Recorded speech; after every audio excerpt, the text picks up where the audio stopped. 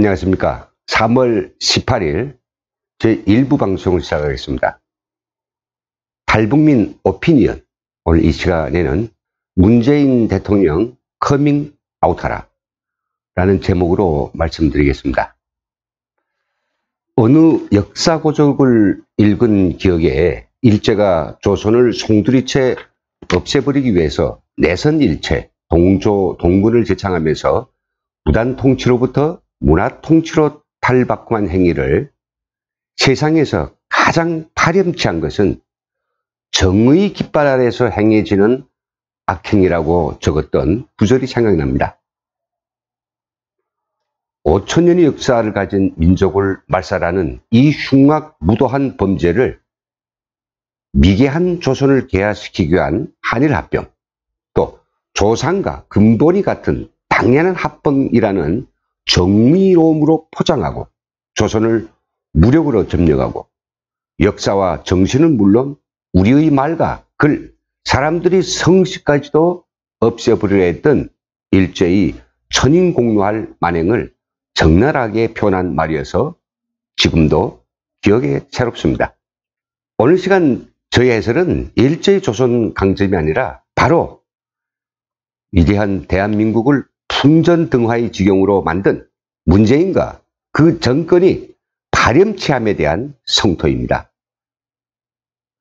2018년 정초부터 하노이 회담까지 거의 1년 동안 우리 국민과 그리고 국제사회를 기만해온 김정은이 평화 그리고 비핵화 바람은 대사기극이었음이 만천하에 드러났습니다. 이제는 건강한 의식을 가진 사람이라면 누구도 김정은이 하는 어떠한 녹두리라도 거짓말로밖에 치부하지 않습니다. 한 것은 지난 12일 유엔 안전보장이사회의 대북제재위원회 전문가 패널이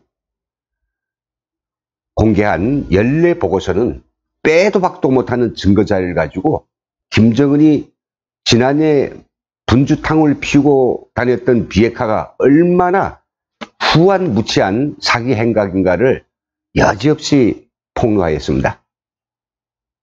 보고서를 요약하면 김정은은 비핵화 의향을 내세우고 대화에 나서면서도 뒤에서는 핵과 미사일 개발에 집중하며 전 세계를 기만해왔다는 사실입니다.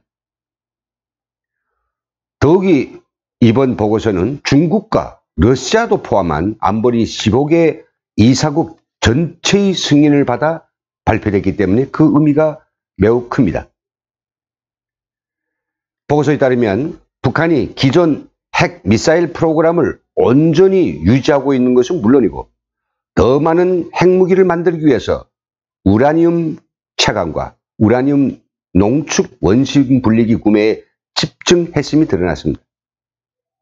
겉으로는 핵을 내려놓고 경제에 주력하겠다고 했지만 한순간도 그런 움직임을 보이지 않았던 셈입니다.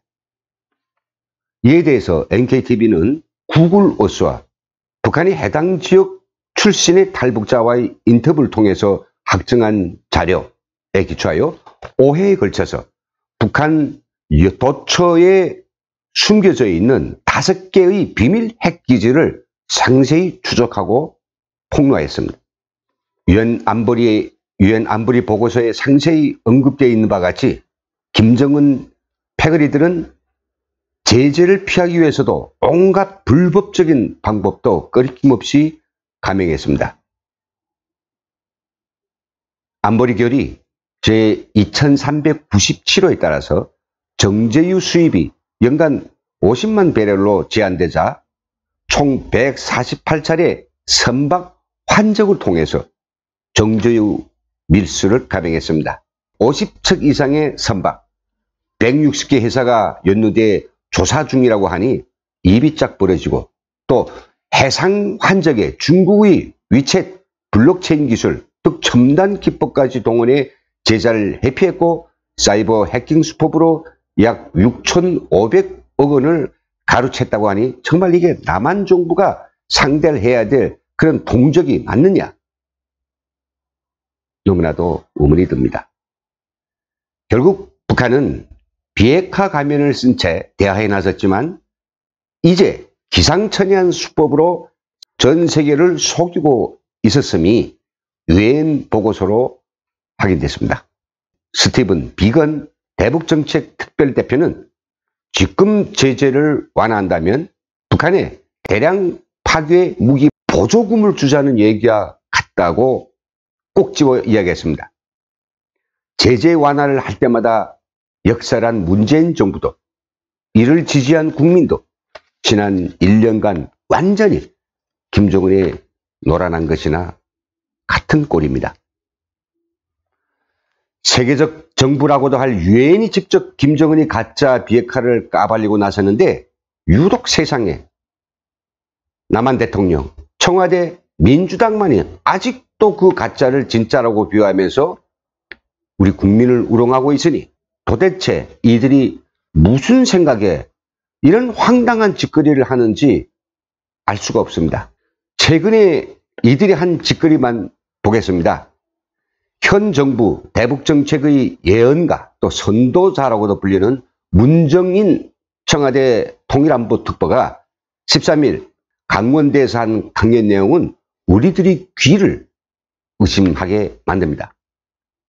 그는 안보 간, 국가 간 학자의 자질, 인성 등 문제로 전방위로 부적격 의견이 확산되고 있는 김현철 통일부 장관 내정자에 대하여 이렇게 이야기했습니다.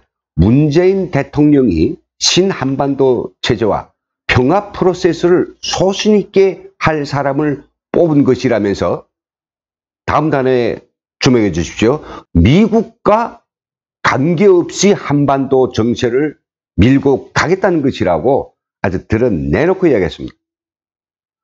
또 대통령이 그것 보고 임명한 것이라고 거듭 강조하면서 김 장관은 본인 주장대로 해나갈 것이라고 말해 반대 여론이나 국회 청문회와 무관하게 임명을 강행할 개연성까지도 암시했습니다. 문정인 특보는 강연에서 문 대통령 역할이 중재자라고 했던 문재인과 자신이 발언이 잘못이라고 억지로 인정하면서도 여전히 그 끈을 놓지 못해서 중개자로부터 촉진자로 뻥거지를 바꿔쓰기도 했습니다. 문재인 대통령도 이에 공감하는 꼴입니다. 문 대통령 생각과 다르다면 김 후보자 지명 처리와 문정인 특보 해촉부터 해야 할 것입니다. 그런데도 김정은에 대한 칭찬이라면 그렇게 잘 나불대던 입을 꾹 다물고 문정인 특보의 발언에 대하여 왈가왈부 한마디도 않고 있으며 김현철이 내정을 한사코 밀어붙이려고 하고 있는 것 같습니다. 문재인 대통령이 시켰는지 아니면 본인이 속여 누리만 죄치는 개소리인지는 몰라도 남한 정부가 미국과는 관계없이 대북 지원을 현실화하면 북핵 제재는 붕괴되고 한미 갈등은 심각해질 것입니다. 주한미군 일부 철수, 방위비 분담금 갈등 증폭, 안보 우산이 급속한 약화, 우리 국민에게 엄청난 후과를 미칠 이 모든 것을 각오해야 합니다. 이제는 더 어정쩡해서 우리 국민들이 도대체 어떤 길로 가는지 모르고 대통령을 따라갈 수는 없습니다. 이제 문재인 대통령은 국민에게 자신이 정치적 소신을 솔직하게 그리고 투명하게 밝히고 친북을 하든 북한에 퍼지든 해야 됩니다. 김정은이 평화나 비핵화에 전혀 관심이 없다는 사실에 대해서 우리 온 국민, 아니 온 세상에 간단한 상식이 되어버린 지금에 와서도 우연 동키호테처럼 한반도 평화 프로세스와 그리고 남북 간 교류 협력을 고집하는 이 납득할 수 없는 이유를 이제는 솔직히 말해야 합니다. 국민을 바보로 보고 그 역증나고 비열한 돈과 평화를 바꾸기 위한 북한과의 접근이라는 변명을 더는 해대지 말아야 합니다. 탈북민의 시각에서 볼 때 문재인 대통령의 그 속내는 둘 중에 하나가 아닐까 생각해 봅니다. 쉽게 말해서 하나는 지지율을 높이고 민주당의 장기 집권을 위한 도구로 활용하는 것이고 그것이 아니라면 다른 하나는 북한과 김정은에 대한 사상 이념적 공감과 동지적 유대감이 아니겠느냐. 전자의 경우라면 실현 가능성이 거의 0%이지만 결과가 좋으면 국민이 판단할 부분이고요. 후자의 경우라면 법의 준엄한 심판을 받아야 할 것입니다. 우리는 한 목소리로 요구합니다. 문재인 대통령 커밍 아웃하라. 그래야 국민이 더 이상 혼돈하지 않고 그의 행각을 지켜보든지 아니면 당장이라도 권좌에서 끌어내든지 국민이 판단할 게 아니겠습니까? 오늘 시간 여기서 마치겠습니다. 고맙습니다.